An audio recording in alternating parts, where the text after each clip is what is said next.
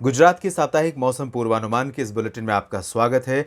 मैं हूं देवेंद्र त्रिपाठी और इस बुलेटिन में हम बात करेंगे 3 अक्टूबर से लेकर 9 अक्टूबर के बीच गुजरात में होने वाले मौसमी बदलावों की। लेकिन इससे पहले आपको बता दें कि गुजरात में जब मानसून संपन्न हुआ, 1 जून से शुरू होने वाला मानसून सीज़न 30 सितंबर को संपन्न हुआ, सीज़न एंड हुआ है। अभी मानसून वापस नहीं लौटा है इस सप्ताह के शुरुआती समय में। हालांकि जल्द ही अब वापसी के लिए स्थितियां अनुकूल बनेंगी, लेकिन इस साल मानसून सीज़न में गुजरात में औसतन बारिश 692.5 मिलीमीटर वर्षा के मुकाबले 694.6 मिलीमीटर वर्षा रिकॉर्ड की गई है। यानी सामान्य से आधा % ज़्यादा वर्षा हो चुकी है। लगभग आप इसे ज़ीरो ही मान सकते हैं। तो ओवरऑल ले देकर खींच कर जिस तरह की स्थितियां बनी, पहले लो प्रेशर, फिर डिप्रेशन, फिर उसके बाद साइक्लोनिक स्टॉर्म गुलाब, इन सभी सिस्टमों ने एकजुट होकर गुजरात पर बारिश के आंकड़े को नॉर्मल के पास ये ले आए ज़रूर।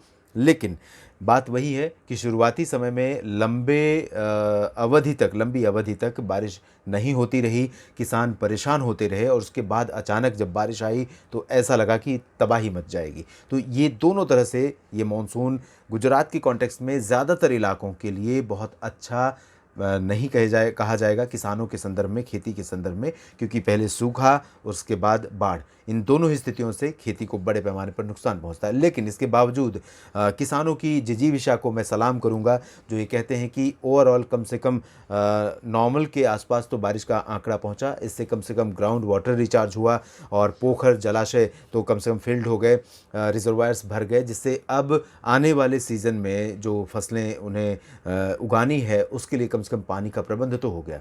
तो इसे कहते हैं किसानों की जीवटता, जो किसानों को लगातार अपना काम अनवरत जारी रखने के लिए प्रेरित होते रहते हैं और दूसरे क्षेत्र के लोगों को भी प्रेरित करते हैं। तो किसान भाइयों की इस जो सोच है, ये जो जज्बा है, उसको मैं नमन करता हूं। और बात करूं अगर इस सप्ताह की बारिश की, तो गुजरात में इस सप्ताह मेनली ड्राई वेदर रहेगा, कच्छ से लेकर सौराष्ट्र और पूर्वी रीजन तक। लेकिन ये जो दक्षिणी क्षेत्र है, नवसारी और वलसाड़ का, इन भागों में, साथ ही साथ दादरा और दमन और दीव, ये जो दमन और दीव का रीजन है, इन भागों में कुछ स्थानों पर रुक रुक कर हल्की से मध्यम बौछारें गिरती रहेंगी पूरे सप्ताह तक, क्योंकि मध्य प्रदेश और महाराष्ट्र के ऊपर मानसून अभी लौटा नहीं है, तो सक्रिय भी रहेगा और हवाएं आर्द्र पहुंचती रहेंगी, तो यहाँ पर भी बादल रहेंगे और कुछ स्थानों पर रुक रुक कर बारिश होती रहेगी।